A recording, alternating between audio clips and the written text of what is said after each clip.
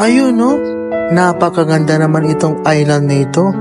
Ito pala yung Tabuk Island mga ka-idol. Tara, samahan niyo po kami para i-explore natin itong napakagandang lugar nila. Bali na sa sakupan ng Municipality of Cagdianao, Tinagat Islands. So tignan niyo naman mga ka-idol, napakagandang tanawin nila.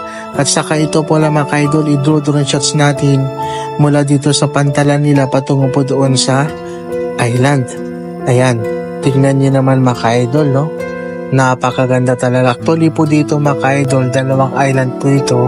So, sulit na sulit kung pupunta po kayo dito is 100 pesos lamang po ang pamasahe ng bangka. Ayan. So, panoorin niyo po ito mga ka-idol hanggang matapos itong video na to.